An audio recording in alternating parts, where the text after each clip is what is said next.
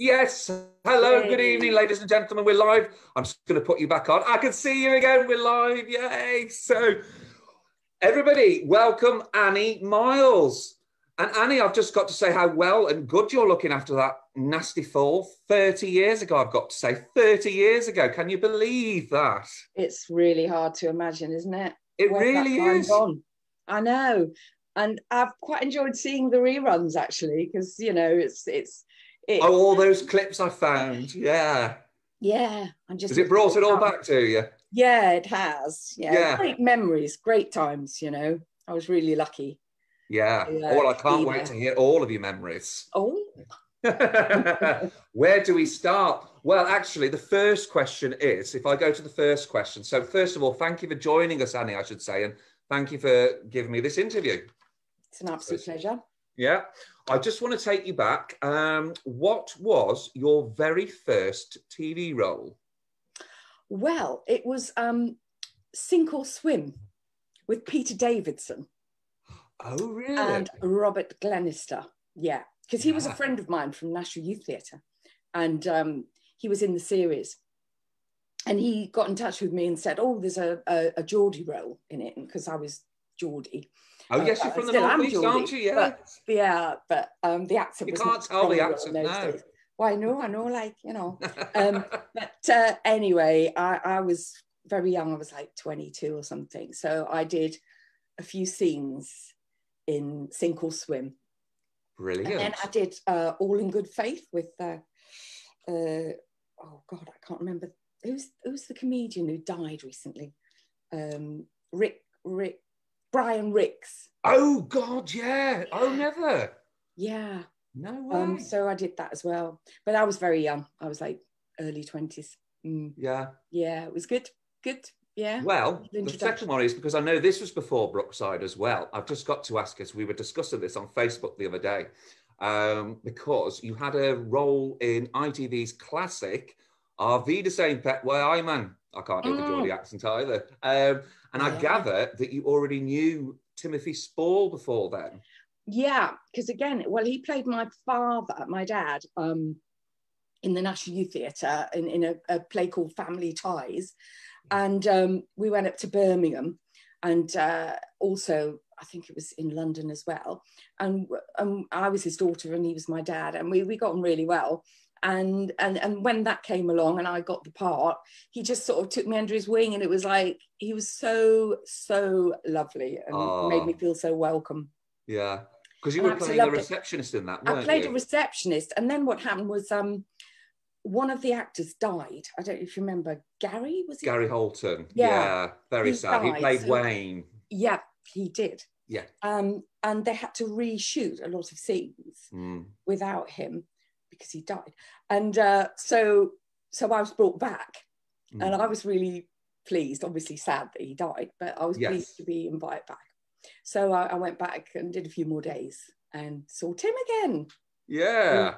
Who's a lovely guy, and he's a brilliant actor, obviously. Oh, I love Timothy Spall. He's very versatile, isn't he? Oh my God, yeah. He's lost too much weight though.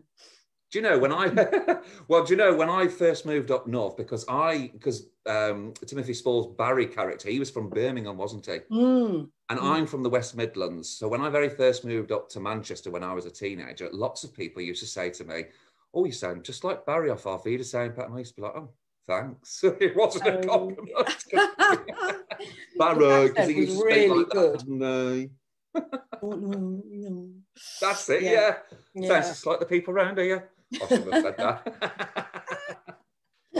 Oh, brilliant. Well, Our Vida Saint Pet's a brilliant series. I mean, I love that. Yeah. But on question 4, because I know that I'm going to be taking you right back to 1987 now.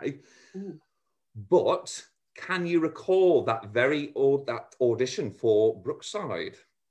Yes, I do remember it very well. I actually auditioned for Pat's band, a girl, one of his girl band, and I didn't get that role, and I was really upset. But then they called me back literally about a month later to play Terry's girlfriend. And I remember we were all kind of waiting in one of the conservatories on the close. And I was like weighing up all my competition, and I was invited back up for a screen test, and finally I got it. But it was only ever going to be like 2 or 3 episodes. So I didn't realise I'd end up staying in it for 3.5 years. And so, hundreds of episodes later. Loads of episodes later, which I'm obviously delighted about. And it's a brilliant way of learning TV technique, because it was like single camera stuff. And I mean, some of the people who've been through Brookside are incredible, like trainee cameraman who then did Breaking Bad, you know, like, and executive producer on Cold Feet, and and you're like Jimmy McGovern as well. You still see his name around, don't you? Yeah, well, he wrote quite a few of my episodes, and he used to always send us a note afterwards and just say, "Oh, thank you so much, for doing my episode justice." He was really, really kind, and I loved his episodes. When you saw Jimmy on the dog, it was like brilliant. Yeah, do you know, I heard that from Justine Kerrigan as well. I remember she said once that, if she had a script reading, as soon as she saw Jimmy McGovern, it was like, we know we're in for good stuff now. Absolutely, quality, yeah. But we were lucky, we had brilliant writers up there. Yeah. And I mean, I didn't realise before I started doing all this, and like Kay Mellor was one of them as well, wasn't she? She was. And in fact, I worked with her on something else after that called A Place of Safety.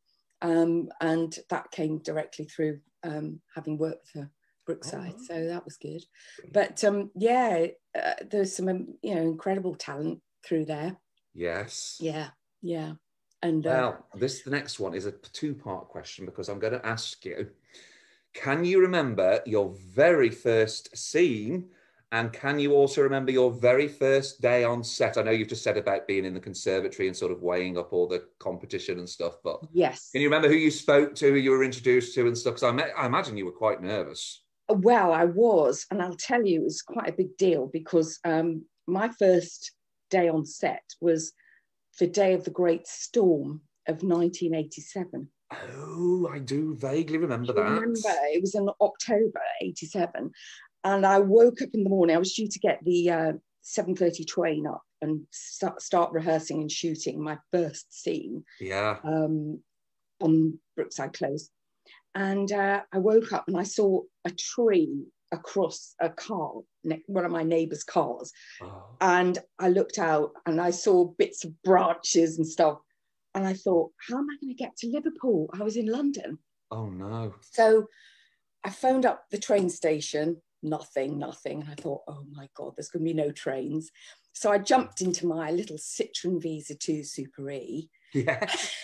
And I drove up the M6 and I arrived there about sort of 1 o'clock in the afternoon, and they were all going, "What are you doing here? Why have you come? You're mad."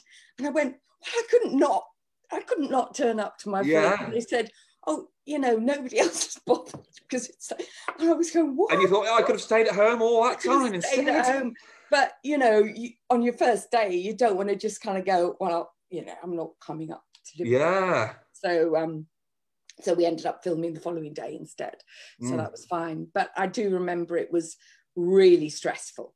So I had all the sort of tension and the excitement of working with all these iconic actors, Sue Johnson and the like, and Ricky Tomlinson, and I was connected with Barry and Terry, and brilliant legend characters. Brilliant scene. And they were brilliant. And and there was me sort of arriving a nervous wreck, having battled a storm. Yeah. So, well, what a trooper. The aftermath of a storm. Yeah, I imagine the producer would have been quite impressed with that, though, that you'd made the effort to go all the way from London to Liverpool. Thought I was stupid. Now, there's gratitude for you. Well, when you first came into it, your character name was Sue Harper. Yeah. And was she was a secretary, wasn't she? Because I haven't seen those very early ones. And didn't she work at Jonathan's firm? She worked for Jonathan, yeah. Worked for Jonathan, yeah. Yes. When Laura passed away, because when your character arrived, Laura passed away a few months after you'd arrived, I think. That's right. I always imagined Sue and Jonathan getting together in the very early days, because they looked like they were quite suited, didn't they? That's right. And also we had a similar look, didn't we? Yeah. The girl who got, she was electrocuted, wasn't she?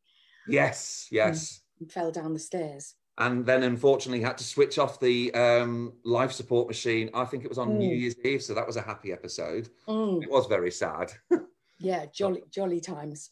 Yeah, it was Stephen Pinner, isn't it? His name, Pinner. Jonathan. Yeah, that's right. I've tried to look for him on Facebook and stuff. I don't know if you've ever seen him ever since.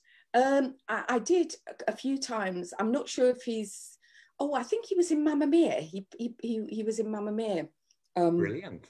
He played one of the dads in Mamma Mia in the West End for about a year. Yeah. But I've lost contact with him actually. But, well, it's so easy to do. It's like school, isn't it? You say to your friends, and you mean it at the time, oh, we'll keep in touch. And then I suppose social media's probably reunited with you, quite a few of the cast members, haven't they? Absolutely. Yeah. I'm in touch with Stephen's wife, actually, Pam, on Facebook. So, so there are, and I still keep in touch with quite a few of the cast on Facebook, Dean Sullivan and Stephen Parry. And Dean Sullivan, Jimmy Corkell, he was brilliant, wasn't he? A legend. Yeah, I love him. Yeah. Okay, well, you remembered that very well then. So let's see what number 6, because gradually as time, this is a personal question, because gradually as time moved on, you must have started being recognised in the street a lot. And I just wondered, how did you find that transition? Were people nice to you? Were you intimidated? Well, to be honest, it depended on the storyline. There were times in Liverpool where cab drivers wouldn't let me in their cabs because of Terry. Yeah, I dare you. Yeah, I'm not giving you a lift. So it was like, oh well, I'm glad you're convinced. It's scary how people get facts and fiction. They really think you are like that. Yeah, and people also feel they can call you in the street and sort of say, you shouldn't be doing those things to Terry and things like that, oi Sue, oh, you bitch, slag. Is that what you had? Well, a couple of times, Oh, because I know Barry called us. There was one time as well when there was a shop assistant who said to me, she couldn't understand why I was only buying one pair of sandals. She was saying things like, on the money you're on, you could afford 10 pairs. And I'm going, well, that's a bit weird because I only want one pair of sandals. But, there is this feeling that people can insult you. But a lot of times I did get a lot of, oh, I love you. I love your storylines. I think, I'm so completely I feel for you having a baby by someone else and it must be awful and there. So I did get lots of different. And I think that was the thing about Sue. She was controversial. She was, but she wasn't unlikable though, ever. I never thought to myself, I never thought she was a bitch, and I never thought she was a slag.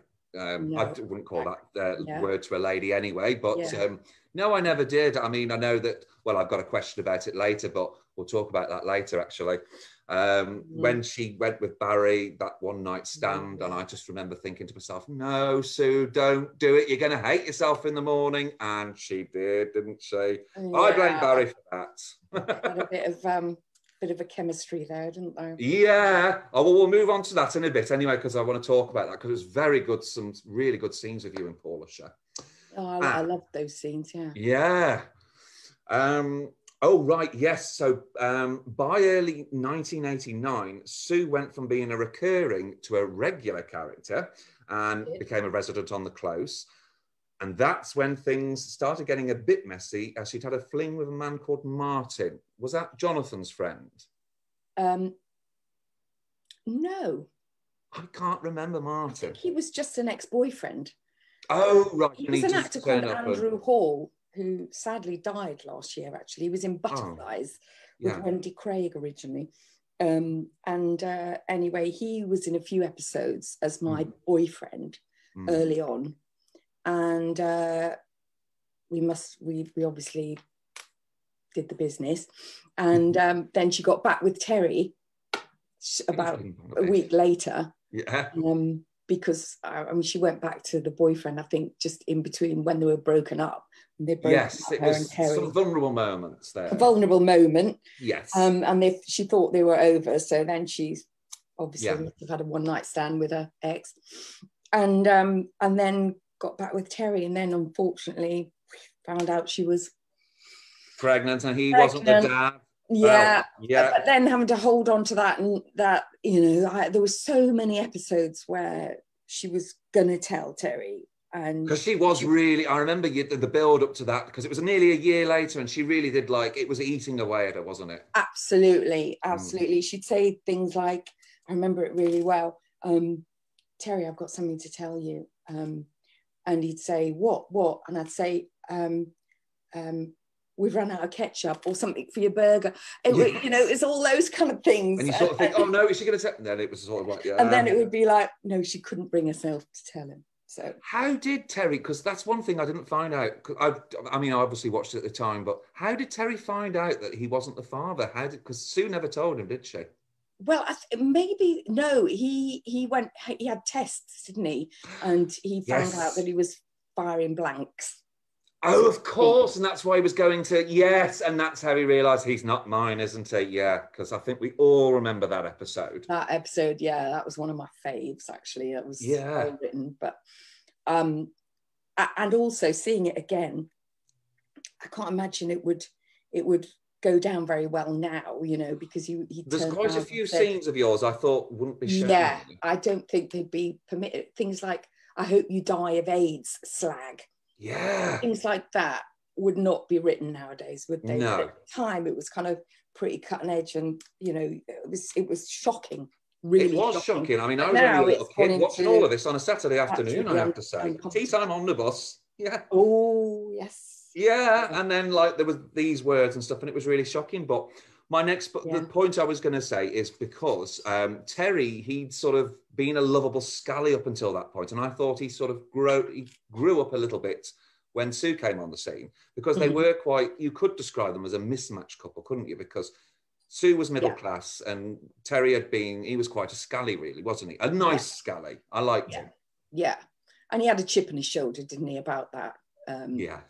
That's what I thought. Felt he wasn't quite good enough or educated enough, or, you know, I'm only a cab driver and you're a legal secretary and all that. So there was she wanted to climb the ladder, and he wanted to. He climbed the ladder, and he was kind of like comfortable where he was, and whereas Sue was still climbing the ladder, wasn't she? So they were sort of at different stages in life, weren't they? Yeah, yeah, they were a bit. And I think deep down she loved his.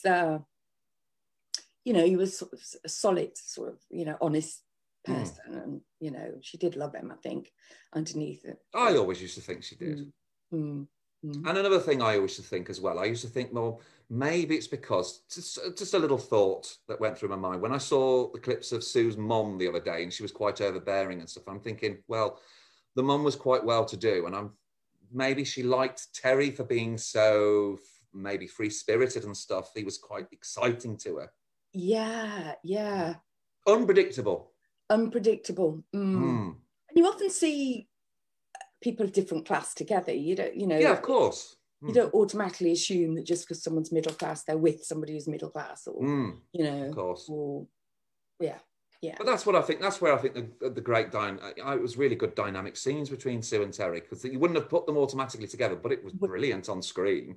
Oh, thanks. Worked really well. I had lots of comments on Twitter today. They were so meaty, weren't they? Some of those scenes, they were great. Oh, they were brilliant. I mean, I really did love those scenes. I mean, that was the golden era of Brookside as far as I was concerned. Oh. You know, when I was watching every Saturday afternoon, and I would sit there and I'd really absorb and try and read in between the lines of the characters. And I can honestly say I didn't do that with other soaps. I would just watch it as entertainment, whereas Brookside, it was like the nearest thing to reality TV we had back then. Absolutely. Yeah. Because you all had to sort of be very naturalistic, didn't you, in your parts? Yeah. And I think you all nailed that really well. I think, you know, you just felt like you're watching a documentary drama, wasn't it? Yeah, because it was more fly on the wall, wasn't it? And it was quite dark to watch, and it was not only dark, some of the storylines, but, you know, I think people absolutely it was very character led as well, which very much, yeah, I think is very important, and storyline led, which Mal Young was brilliant at, you know, coming out with really good storylines and stuff. So yeah, that's where it scores over EastEnders for me, because EastEnders could be, I'm not criticizing it, because I used to like EastEnders, but sometimes it could be really morbidly depressing sometimes. I'd be like, oh God, I'd feel emotionally drained after watching that. Whereas Brookside, there were dark and heavy storylines and real shockers and stuff, but there was, I never can honestly say I felt depressed at Brookside. Always had a sense of humour running through it as well. Yeah, that's probably the Liverpool thing, though, isn't it? Yeah, it was. I think that's what it was. The Liverpool thing. It was very upbeat, and everybody was up for it, and there was just like that, you know, onwards and upwards kind of feeling to it. Absolutely, yeah. No, it was solid characters. Great. It's a shame that it didn't, you know, it didn't stay on screen really for much longer, really. No, I mean, yeah. I mean, do you have any thoughts on that? Because I always thought, I'm not putting it down. It just sort of. I think it became a bit far-fetched. I think, you know, like the cult on, and it was almost a bit like. They're trying to be shocking here. It's contrived. Yeah. It's like they're trying to shock you. And it's like, I feel like they're trying too hard here. The incest storyline I didn't quite go with. And then there was Jackie Corkill becoming possibly a lesbian. Do you remember that? That one, I was like, no way. I'm not buying that. Jackie Corkill is not a lesbian. These aren't real people, of course. But it was like, no, I don't believe she'd do that.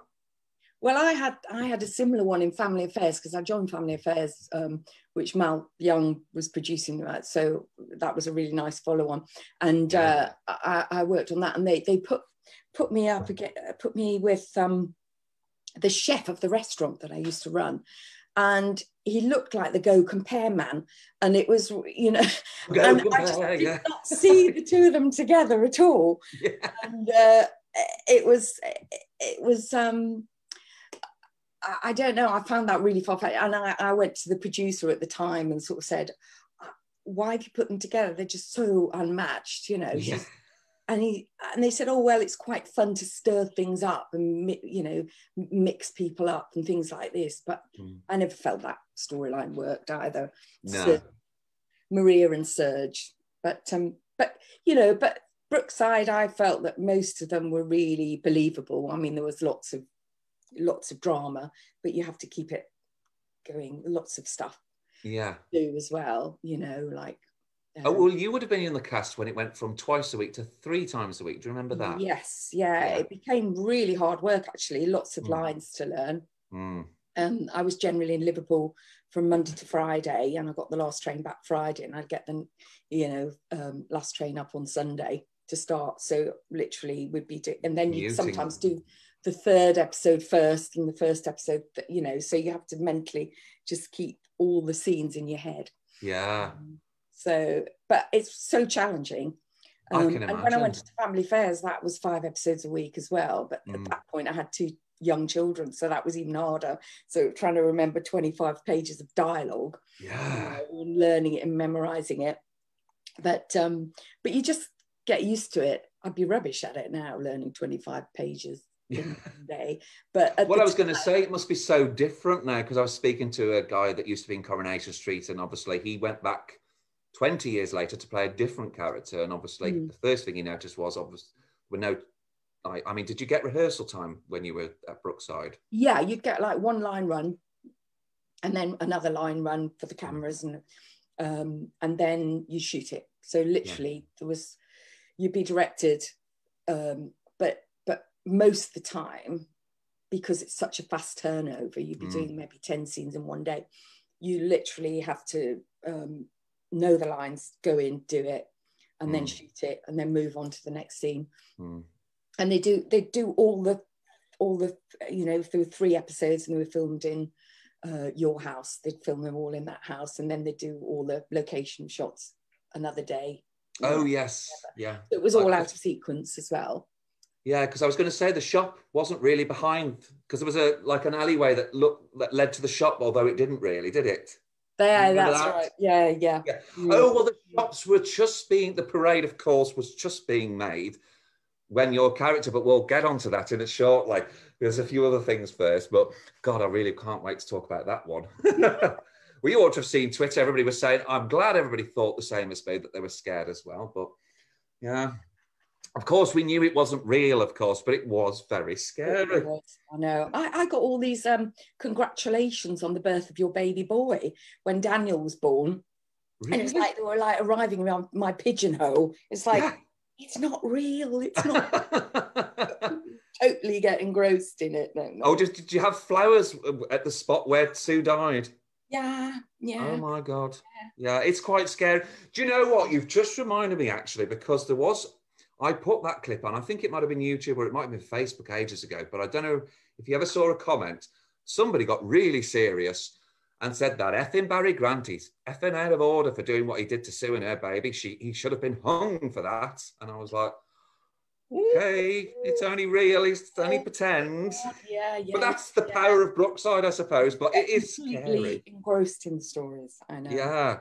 But that was a really powerful storyline. But before we get to that, there was, because around a year after Sue and Terry married, as we were just talking about, Terry eventually found out he wasn't the father of Sue's baby.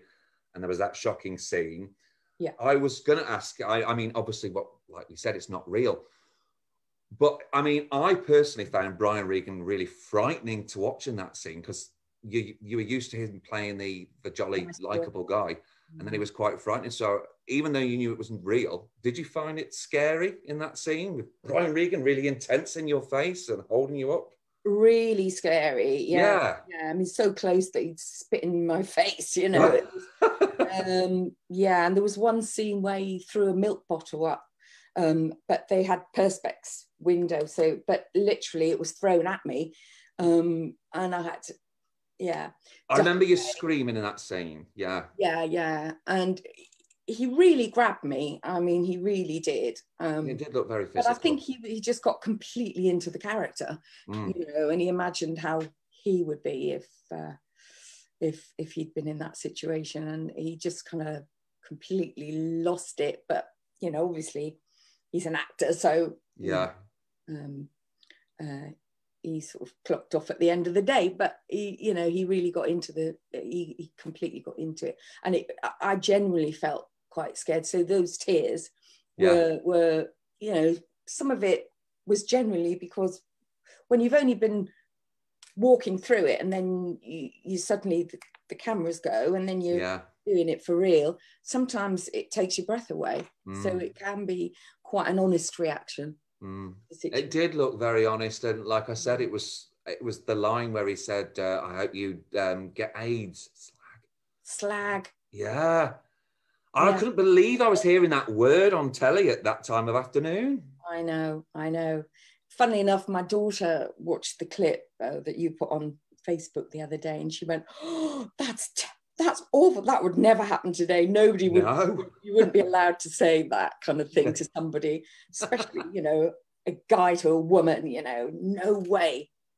Well, that scene I put on, you know, the anniversary when Sue's trying to have an anniversary dinner and he's getting angry and angrier. I actually thought the way he sort of like he started slamming things and Sue was crying, and then he came up. I really thought he was going to hit her. Yeah. I mean, Brian had this amazing, you know, he could just turn on the anger really. Fortunately just on set most of the time. So it was brilliant scenes. I don't think we'll ever forget that. No, like you said, and it made it easier to work opposite somebody who just gives 100% like that as well. Yeah. And Paul was like that as well. Paul was brilliant. His eyes, he was brilliant. Now he was scary because when he used to give the death stare, I used to call it the death stare, when he used to stare at somebody, it was usually another gangster or something. He'd stare at somebody, it would just, honestly, he used to scare me with those eyes. It was so intense. Piercing eyes. I know. He plays the bad boy really well. Yeah, it made the program exciting and stuff. I thought, and he's attractive, and that helps, doesn't it? Yeah, of course, because I think Sue was definitely driven on by that danger and the a frisson, wasn't there? Yes. Yeah. Well, I like the way, because I thought you conveyed that really well, because there was that scene I put when you were pegging the washing up the other day, and Barry comes along and he suggests that you actually run off together. And then he grabs you by the mouth and stuff. And I just thought that was absolutely brilliant. Yeah, it was nice to see that scene again, actually. Because, and there was that line, wasn't there? You're like me. You're just like me, aren't you?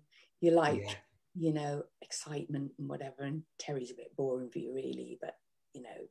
I remember thinking, because I always liked him. Well, Paul Usher brought something to the role that made me like Barry, but during those scenes, no, I didn't like him. I thought, that's your best mates. Yeah. But I always knew it was pretend, of course. Yeah. Yeah. Yeah. But I mean, that was a brilliant scene. Yes. Yes. It added a lot of tension. Well, that's what I was going to say, actually. I forgot to say that. That's basically what I was leading up to, because I could see in your eyes, well, Sue's eyes, obviously, you were playing it really well, that, you know, that even though she was saying no, no, no, she was sort of thinking about it, I thought, just for 1 second, that lust. Yeah. Yeah. It was all under the carpet. So I thought it was brilliant. Right. Yeah. I mean, we were all hooked on that story. Yeah, I loved those scenes. They were great. Well, this is about Paul Usher, actually, because obviously Sue was renowned for getting herself in a bit of a tangle, because she did, didn't she, bless her? And one night after Terry and Sue had an argument, Terry had disappeared for a while, and that's when, basically, big mistake, Sue had been drinking, started pouring her heart out to Barry, who then took advantage of the situation, and then they had a one-night stand, but it didn't end there, as he relentlessly pursued Sue. So it was basically just to see, like, you know, can you think of any other scenes with Paul Usher as well? Sorry, I put you on the spot there, haven't I? Because we were just discussing that question. Mainly I think mainly it was the tension leading up to him killing me, throwing me off the balcony. So I think it was mainly the last year I was there. Yeah. I had most of my scenes with Paul. And that started when he was coming around to see his mate, and then we started building up this sort of quite intense relationship where he was sort of flirting with me and saying, you know, just trying to. Well, he was kind of doing it deliberately, wasn't he? I mean, I think he wanted to prove to himself he could have her. Yeah. And also, he didn't have what his friend had, like Terry. Yeah, the stability, the child, the wife at home and stuff. And he was slightly jealous of that, even though, you know, whether he could have coped with that or not, I don't know. I think he was jealous because he'd never had much luck with girlfriends. I mean, the girlfriend before you'd have the one-night stand, he was with Tracy Corkill for a while, and she aborted his baby and dumped him, and because he used to be quite creepy where women were concerned. I thought sometimes he'd be very possessive. It was like, if he was your girl, if you were the girlfriend, then you were his. Yeah. And I think that's another thing that coloured his impression, was because he hated the fact that I'd done the dirty on Terry as well. So there was all that, you know, by keeping it secret, having Daniel, and it wasn't his. So so there was all of that. So it was quite a sort of clever entanglement of it was, and it was the scenes were very well written. Do you know, that's one thing I miss about the soaps now. I know I'm going to date myself here, but what I love about your scenes in your era of Brookside is how the scenes were a lot slower, the big pauses and gaps in between dialogue and stuff. There wasn't just constantly like blah, blah, blah, blah, you know, at each other, and then next scene people would you'd take your time, wouldn't they? Yeah, I think you're right there. I think, well, to me, it's acting, isn't it? It's like you're playing the moments. And when I mean, I still think, I look back at those episodes now, and I'm definitely old school because I don't actually follow the soaps anymore. Oh, not because I don't like them. It's just because they're all on too much now, personally thinking.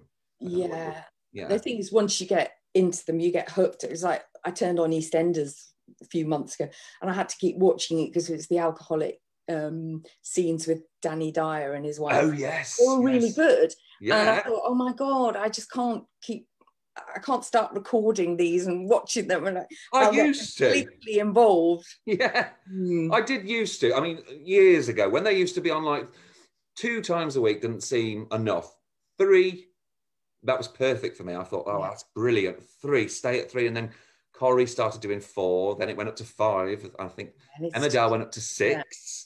Yeah. And it just, it was just like you said, it's about keeping up with them all. I thought I'd have to sit in front of a TV between 7 o'clock and 9 o'clock to watch them, although you can watch them on catch up now anyway, can't you? Absolutely, yeah. But we've got so much in our lives at the moment. We could I know, this lockdown. So much fun, so many places to go. You know, I don't know where I'm going to party afterwards. Oh, and Julie Peasgood was with you during those scenes. Was she a friend of yours? Have you kept in touch with her? Yeah, we had lunch before the lockdown, actually, and it lasted for hours. She's great. I love Julie. She's brilliant. So I'd like to ask her, do you think she'd be interested contact. in this sort of thing? Pardon? Do you think she'd be interested in doing this sort of thing? Oh, she'd love it. Oh, really? I'll have a word with her if you like. Yes, please. Yes. I have spoke to her on Twitter a few times. She came to me. It wasn't actually to talk about Brookside. It was WhatsApp her. To tell me she was a Diana Ross fan. Because I'm a Diana Ross fan, you see. So she was telling me how much she loved Diana Ross. Oh, well, there you go. Oh, she'd be the ice is broken. She's so, yeah, I love Diana Ross. She'd be great. Yeah, she's brilliant. Oh, yes, if you can do then, please. If you can work your magic, Annie. Really lovely. I liked my scenes with her because I was very much in a man's world with Terry and Barry and everybody else. And it was so nice when she came. And also Jennifer Calvert was a friend of mine. She played Jonathan's girlfriend for a while. So it was really nice to have a girlfriend. Yeah, and have some girly talk. Was that the Canadian girl? Sorry, go on. Yeah, that's right. And yeah, so not just for the character, but it was also for me, it was nice to have a mate up there. Yeah. Female mate. Because I imagine that you would have all, because that's what I was going to say. I mean, would you have been, I had missed a question out actually, so that's naughty of me. I was going to ask you, because obviously we talked earlier about the original members of cast being in it, like Ricky Tomlinson, Sue Johnston, Bill Dean, nice scene that you did with him, Doreen Sloan, Jim Wiggins, etc.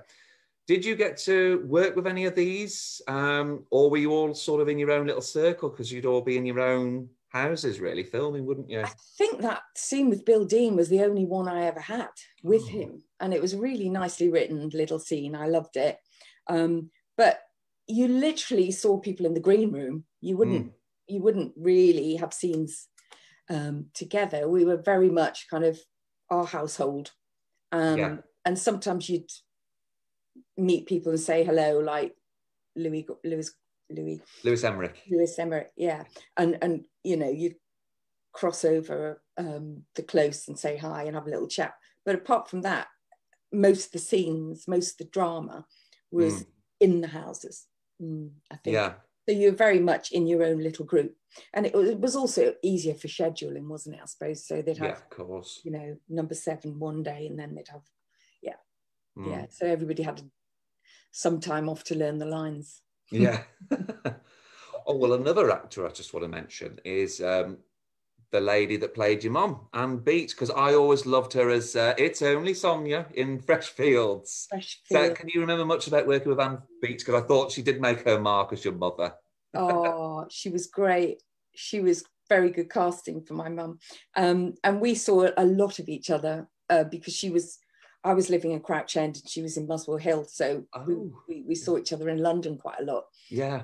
But she sadly passed away a couple of years ago.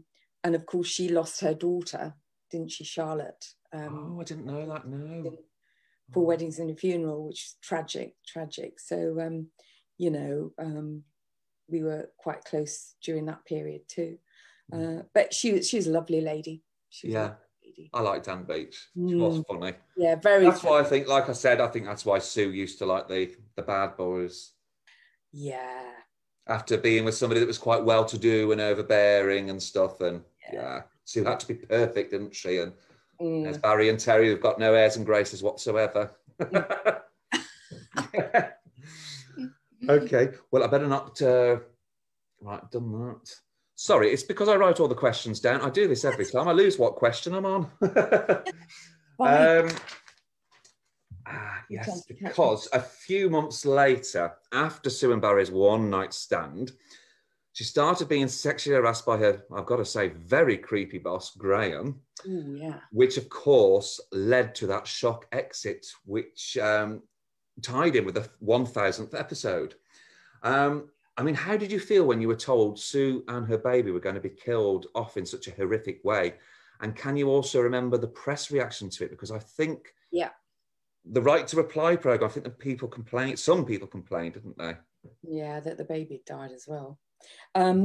Yes, I went to see Phil Redmond and Mal Young, and I said, that I wasn't going to renew my contract because I'd done the show for 3.5 years, and I just felt I put so much into the part, and there was like so much had happened to her. What else can happen to her, kind of thing. But also, I'd been commuting up and down from London, and I was thinking I'd quite like to start a family as well, because I was 30 at that point. So I told them that I wasn't going to sign. And then they called me in and they said, would you mind if we made a big story out of it for the 2000th episode? And I went, no, that's fine. Because I thought, you know, well, I probably won't go back anyway. But of course, you know, in retrospect, it probably would have been really nice. But, you know, I didn't mind the fact it was a big storyline. Yeah. It was great, and there was tons of publicity about it. Beforehand, so we all knew, the viewers, I remember, because we all knew what was going to happen. I don't know if that made that worse, because when it came to the time, you know, the moment where you were just about to fall, it was like, oh, I can't watch this. I think everybody was looking away. And then they actually, on the Friday night, I remember they actually did a close-up of Sue and the baby, like, you know, their bodies. And it was, I had to look away. It was like akin to a horror film. I was only 12 at the time. But it was really scary because of the baby being involved. I know, people were really sad that the baby got killed as well. It was really, but yeah, I remember filming it. It was quite emotional the last day, because obviously everybody's you're a big family there, aren't you? Yes. And I really missed it afterwards, I must say. But when we were filming that last scene, they had a small platform as well as the scaffolding tower. Yes, so I was going to ask how that was filmed. Little one. I quite enjoyed it. There was like a big mattress, so I just kept like throwing myself off. And that was obviously a doll you were holding when you fell backwards? Oh, it was a doll. Yeah. Because there was a publicity photo of you sort of like looking like you were going over, and you were holding, and someone said, she's hiding the doll's face, really, so you don't see it's a doll, really. Yeah. Oh, but that was an absolute, I would honestly go so far to say that is the most shocking scene in soap history, or the shocking exit. I mean, I don't know if that's an exaggeration. But when I was watching all the bits that you edited together, it sort of really builds, doesn't it? With the three guys with their white T-shirts and their jeans, and they've all got a motive. Yes. And of course, I remember watching it with my friend's mum, and it's Graham. She was very confident. And then, of course, about a month afterwards, you then found out that it was Barry, because he went to confession. I don't know if you remember this. Yeah. I know, I had to carry on watching the show to see what Oh, so did you see the episode? I did put it up about a month ago. Terry and Barry on the beach, the confession. I didn't watch that. That was, the confession. Yeah. I was really, those scenes were great on the beach. Yeah. Because they flashed back to yours as well, didn't they? Yeah. A lot of your scenes. Yes. Yeah. And then they did the close-up as well, because Graham actually went to prison for it, and then I think he killed himself in prison. He did. Yeah, and then Barry, well, actually, in soap, this is a first for soap as well. He actually got away with it. Oh. Did you know that? No, he never got. Years ago. He never got found out for that, and I always thought if they ever brought Brookside back, that would be a brilliant storyline to sort of pick up. But I didn't. I know it's going to sound awful, but it's almost like I felt sorry for him on that beach episode where he made the confession, because I thought, I don't believe that he would have killed them deliberately. It's got to have been an accident. So I was relieved when I found it was an accident. Yeah. Yes. Yeah. Because otherwise, they couldn't not have Barry in the show. No. At that time. Makes it very difficult, doesn't it, having someone in prison? Because otherwise it's just prison visits, isn't it? You know? Yeah. So, yeah. But no, they were good. But I remember at the time it was like a big secret. Nobody knew, you couldn't talk about who killed me. Yes. And even because we didn't know, did we, at first? Yeah. And I think it was only nearer the time that they decided it was Barry, and they wrote all those storylines afterwards. It was a bit weird. This date, funeral, I have to say. I did watch that episode, and it's kind of weird seeing your own funeral. I can imagine, yes. And Julie Peasgood was still in it as well, because she She had a baby by Barry, I think, wasn't it? Yeah, I think. You remember that? Yeah. She stayed on a bit longer. Yeah, that's right. Yeah, because Yeah. she always had her suspicions about Barry being the killer. Well, I don't quite. Is it killer or so? I don't know what to call him. Is it killed? It was a tragic accident, really, wasn't it? Supposedly, yes. Supposedly, yeah. Because actually, there was one thing when he actually walks down the ladder, you see him about to ring the ambulance, and obviously he must have turned around and realised they're gone, and then he just, he just walked past. So I don't think I'll never forget that one. And actually, did you know the Memorable Moments DVD came out, Brookside, the Memorable Moments? It was like a selection of 16 classic episodes, which came out about 10 years ago to mark the 30th. Your episode was on there.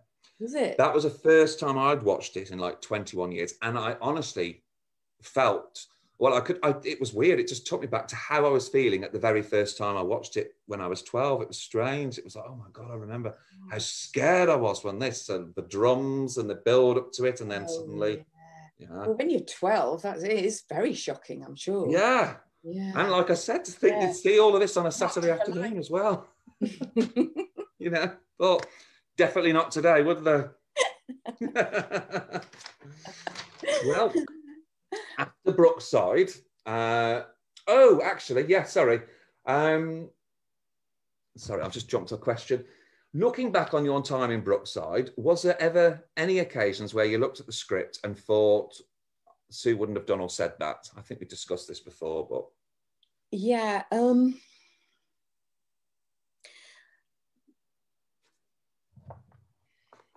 Just gonna drink some water. God, I can't think of any, because she was. The thing is with Sue, she was a complicated character, so I wouldn't really it's very hard to sort of say, oh no, she wouldn't have done that, or she wouldn't have slept with Barry, because she ended up getting herself into terrible situations and making mistakes. So I can't think there's anything that she said or did that. I mean, I'd like her to have been a bit tougher. Yeah. Although she did stand up to Barry, didn't she? When she did stand up, yeah. Sometimes she was a little bit kind of, oh, I just want you to be happy or whatever, But most of the time, I quite liked the fact that they did have a sort of feisty moments as well. Yes. Sort of vulnerable, because to be honest, if I was her, my mental health would become too much. Oh, I could not deal with all the issues that. No, and Barry Grant as well. Oh God. Yeah. So I think the storylines were really, really good for her. Because they were. She got herself into these, difficult, awkward situations, and I felt sorry for her when she did get into these situations. Yeah, I did. I mean, you could think to yourself that falling off a scaffolding tower is sort of far-fetched, but it was the 2000th episode. Yes, so it had to be big. Yeah, of course. And like you said, there was a lot of advanced publicity for that as well. Yeah. And they even said Brookside will never be the same again. Oh, so, and it wasn't, was it? I think after Sue Johnson, the rape of Sheila Grant, I think it was like the second highest rating. I think it got something like 7.7 million or something. Wow. And then so for Channel 4, that was massive, wasn't it? Brilliant. Yeah. And obviously after that there was the Body Under the Patio. And Kiss, and they got lots of ratings. But I think certainly it was in the top 5 of highest viewing figures. Yeah. Oh, it's definitely in the top 10, because I know there was they did a vote of top 10 moments, Brookside top 10 moments, and yours was in the top 5, of course. If I had to choose a most shocking moment of Brookside, though, I would definitely would say yours, Sue's. Really? Yeah, definitely. Even over the Body Over the Patio, because there was a reason for them killing him. Mm-hmm. Whereas, obviously a baby dying, it was just so, oh no, I know it wasn't real, of course, but that's what was really, I mean, it would have been sad for Sue to have gone over anyway as well, but it was the fact that it was just a baby as well. I know. They kept having to recast the baby, I have to tell you. Oh, really? Because I had several ones, and they started getting too fat because one of the things, the baby they would get free food in the canteen. So the mum kept feeding this baby Daniel chocolate pudding and all these sort of, so he's kept getting fatter and bigger and bigger. So, you know, it's like trying to get the babies to match, because I had different babies. Like one was starting to look like a giant. Yeah. One minute quite big, and then But to be axed at the age of sort of 7 months is a bit sad, isn't it? To be axed from the show because you're too fat. Well, there was Gabrielle Glaister's son Thomas, the characters, and I spoke to the grandmother of the son that played him, because there was a scene in France with Patricia, and it's supposed to be this lad Thomas. You see the lad Thomas going, "Hi, Mum," and they'd filmed him actually in England, but when they were in France, they actually got this really tall boy, and I mean, he was completely much taller than this other lad, you know. And we didn't even spot the difference until that lady had pointed out to me. I wouldn't have known. Oh.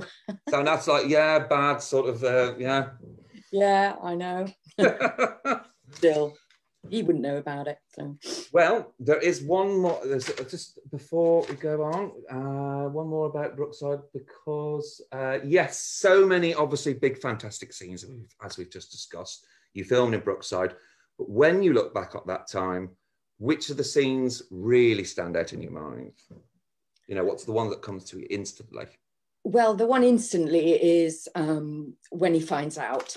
Yes. When Terry finds out. Yes. And it's just, you know, she's feeding Daniel in the back garden. It's all like birds twittering and whatever. And she's very happy as well, isn't she? He just comes round and he's got that face, and he sneaks around the side entrance, and, you know, when he goes, he's not mine.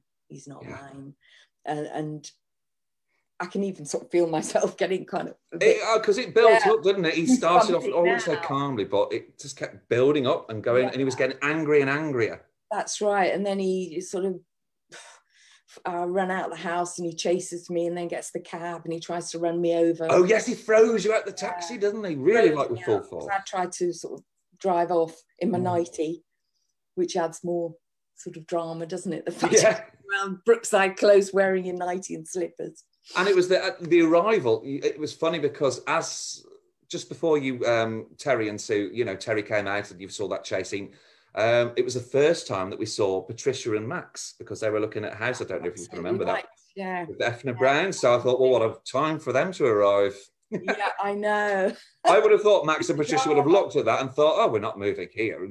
Yeah. Beverly Hills. What a welcome. But that was a really good scene. And it holds up all these years later, 30 years later, it really holds up well. Yeah, do you know what? I think, I know you want the show to come back and everything. I think it would stand if they repeated them all. I think. Yes. I wanted to come back as a repeat run, not like a new series. I have to make that clear. No. Yeah. Well, as you say, people are living in there, as you said on Facebook anyway, people are living in the Close now. So. Yeah. And not just that, but in that very last episode, because I tuned into the last episode, and the Close was due to be demolished because they'd sold all the properties off. They were all moving off to pastures new. So how do you explain them all suddenly living on Brookside Close anyway?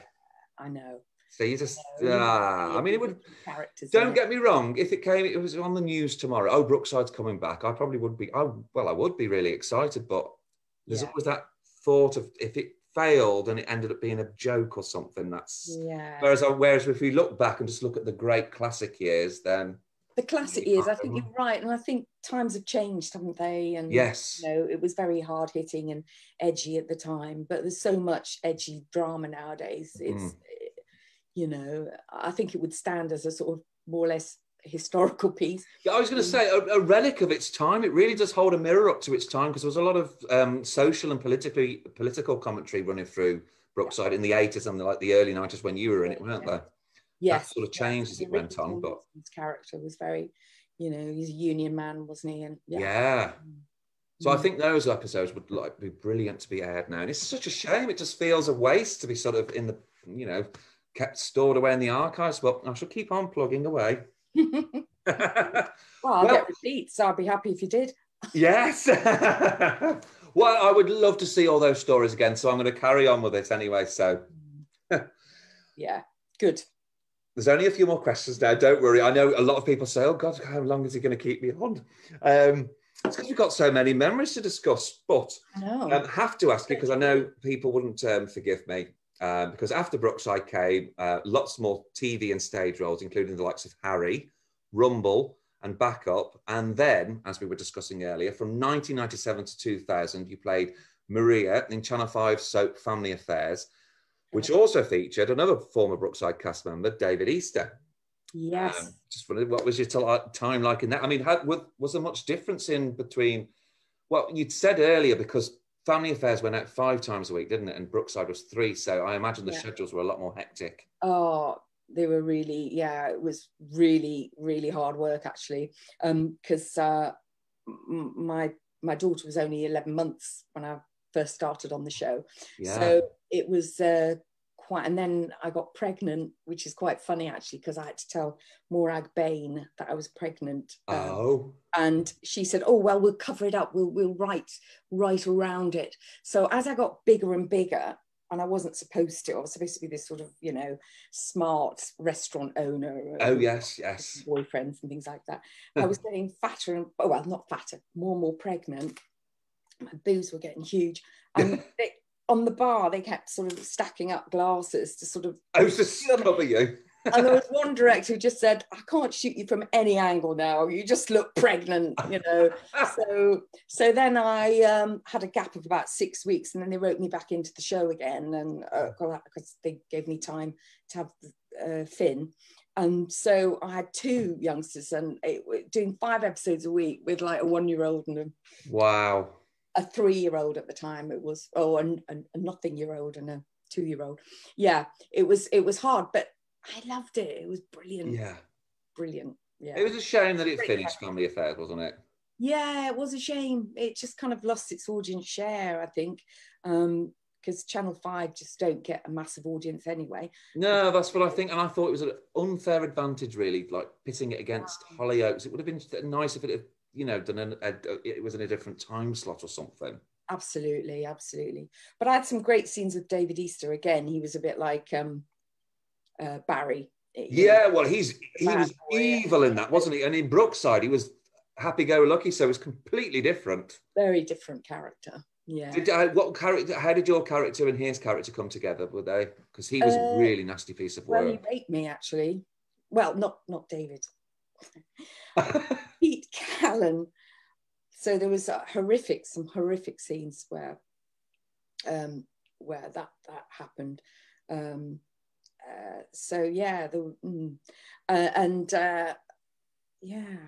was pretty horrendous. That is. But he was just a horrible character. But I enjoyed doing my scenes because then again we had lots of, and he was out to get me and whatever. But no, it was great, and I had some. I think good storylines. Mal Young produced that as well. Yes. Executive produced as well as Brookside. So, and actually you wrote my character in, and it was named after his own mother called Maria. So Maria was, named after his mum. So, there you go. Great that I ended up in that. So, I came in with a great storyline where I had an affair with a young guy, who was a toy boy. Oh. My best friend's father as well later on. So a bit like Sue then, a bit complicated then. Yes. So again, never a dull moment. No. And then you left in 2000, wasn't it? I left in 2000, yes. Well, like you said before, I mean, some of the storylines, there was a different producer took over, and some of the storylines became quite ridiculous in the end. And also the studios moved from Yedding out in Hayes to Wimbledon. Yeah. So I was North London, and so it was adding like 2 hours journey in the morning and 2 hours. So I didn't re-sign again after 3.5 years. I had been doing 5 episodes a week. With 2 very small children. So it kind of took its toll. But they did invite me back. but it didn't actually last much longer, to be honest. It just seemed to sort of fizzle out, lose its popularity. Yeah. But I did love the time there. We had really good, great crew and great friends. Oh, there were quite a few former Brookside cast members as well, because I think Gabrielle Glaister was in that as well, wasn't she? She was after me in that. Yeah. She came after me. Yeah. And she played a completely different character. Yeah. I think she was somebody to do with Pete, but she was completely different from Patricia. Yeah, absolutely. Yeah. So that was always fun to see, like, actors playing different parts and stuff. Yeah. Absolutely. Yeah. No, it's good. Yeah. Well, this is a very general question. Just before we, because there's only 2 more now. Just a general question. Do you prefer, because I know you do lots of stage work. Hello. Oh, gorgeous. What's his name? Her name's Beanie. Oh, her, sorry. It's all right. What a lovely, gorgeous dog. She's lovely. If I let mine in, she's a spaniel and she will just jump all over me and just take over. So she's upstairs with my friend at the moment. Well, I know she's starting to get restless, but anyway. Oh, well, I'll make it very quick then, because I just want to ask. No, she's fine. Oh, thank you. Do you prefer the buzz of being on stage, the thrill of being on stage, in front of an audience, or the comfort of, filming? Because obviously you can do retakes and stuff. Yeah. Like both? Well, I like them both. I mean, when I left Family Affairs, I did, or was it Brookside? I can't remember now. I did a year in the West End doing a rock and roll musical, which was completely different. Wow. From I think that was doing everything that you've done. And that was really brilliant. And then I played some sort of straight roles at Hornchurch. But I think, I don't know, I like them both. I mean, you can't really choose. Yeah. I mean, theatre, you get much more time to rehearse and whatever. And you must be, I mean, at the moment, it's can't wait awful. to go back to doing some work again, actually. It's sort of, I kind of hit my 50s and suddenly become invisible. And I was sort of almost getting roles and not getting them. And I think it's very hard for women when you get to a certain age. And if you've chosen to take time out and be with your kids, it's quite hard sometimes to get back into it again. Yeah. But, I will. Oh, good. Well, that's my next question. My final question is, obviously, what are your plans for the future? Do you have things in the pipeline or plans? I've got a different agent, so cool. I'm planning on hopefully getting some more TV work. Yay. In the interim, I have been making stained glass windows, so that is my sideline that I've been. Oh wow, that's what I saw on your Twitter profile. Yeah. So, when I'm not working or doing voiceovers or whatever, I do make stained glass windows. So I do that and I absolutely love it because it's something you're in control of. Yes. Acting, it's very much like you can do a self-tape and they'll flick through 50 faces and go, ooh. I love doing that. It's great. So but I'd love to be in a series like, is it Unforgivable? With Nicola Walker. Is it Unforgiven at the moment? It's that new drama. I think I know which one you're on about. Yeah, or any of these kind of dramas would be fantastic. There's been some good stuff out, lots of good Netflix stuff. Yes. Yeah. Well, this is the thing. You don't watch TV at normal times now. I know. I end up social media till about 11, 12 o'clock at night, and then. I think I'll wind down for bed now. That's when I normally sit down and watch something properly. Yeah. Not like the old days, is it? With social media now. It's very... Right, you can just, watch whatever. Well, that's it. I'm always flicking through and doing clips and stuff. Well, I've got too much time on my hands at the moment, haven't I? So... You're very good at them. Yeah. But hopefully it won't be going on much longer. So... Yes. Well, that's all the questions. So, Annie... I know. I really hope you've enjoyed yourself. Have you enjoyed that trip down memory lane? It has been a trip down memory lane and very good questions, and I've really enjoyed it. Thank you. Oh, good. And I'm just going to say thank you again for joining us. It's been really great. What we might do eventually is hopefully I have thought about it, like getting loads of Brookside people on, like a Zoom session, like, all the actors that I've spoken to before, like Michael Stark, Sue Jenkins and stuff. Haven't asked them yet, but I just thought it'd be nice to have you all on together. Oh, we'd love so that's something that we can think about, like, later in the year. Oh, that's a lovely idea. Yeah. Oh, good. So I can put you down then. You'd be interested. Please, yeah. Yay! Yeah, right. Okay. Well, I'll get Michael Stark and see if I please. can. Yeah, and Sue Jenkins and all that lot. Yeah. That'd be great. Yeah, I'd love to see them all again. Yeah. Oh, I'd love to interview Paul Usher, but apparently I have been told he's a very private man. He doesn't like social media and stuff, so you just have to respect that. I understand that. No. It would be nice if I could, but yeah, I mean, he's not into social media and stuff. I find if they're not on social media, then it's normally not something they're into. So no, and Brian's not around, is he? So well, I have put a note out. I did put something in the group saying if anybody's in touch with Brian, tell him I'd love to speak to him. And if that's the case, then I'd love to get you both on together, because that was what my original plan was. Yeah. But it'd be great if we could get him. But yeah. Well, I haven't spoken to either of them for ages, Paul or whatever. But as you say, I think they're private. So yeah. But you never know. Never say never. That's what I always say. Fingers crossed. But I'm glad that you said yes to this big group session. So I was planning that for the summer. So great. Fantastic. You can talk even more now. So that's something to look forward to. And hopefully by then we'll all be back to normal. I know. Yeah. Well, it's June the 21st, isn't it? That's supposed to be normal. And it's like, oh God, 4 months away. But I'm trying not to think about it too much. I know.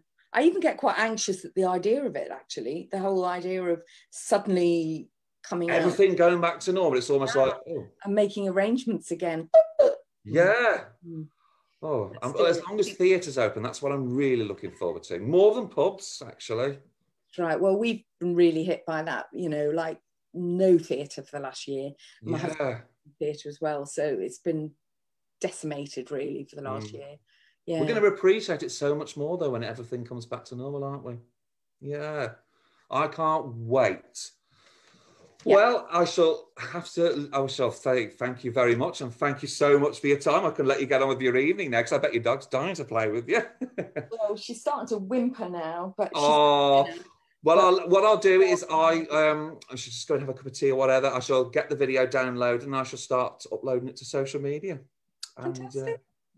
And keep in touch, and we'll definitely do this group sesh later in the year. Look forward to it, and thank you so much, Annie. You've been a brilliant guest. Thank you so much for all the lovely memories. I want to carry on watching Brookside now after what's happened. Like from your scene, I've been watching it so like one episode after the other with your scenes in. It's like, I want to carry on watching it now, even though I know what happens. But I'm just, How you managed to edit those clips together, I think. It's very clever the way you do that. Oh, well, what it is, I just download the episode off YouTube, and then there's like this online video cutter thing, and you basically upload the file. It sounds complicated, but it's not. If I could do it, anybody can do it.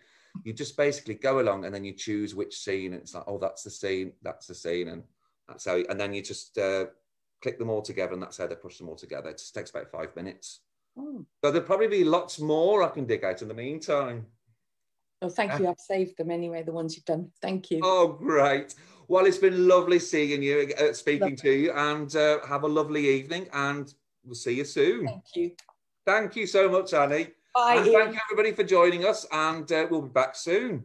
Thank you, Annie. Bye-bye. I shall tag you in the video in a bit. Okay. Oh, okay. I will do. Okay. Thank you so much. Have a lovely evening. Thank you. Thank you. Bye-bye. Bye. Bye-bye. Bye-bye.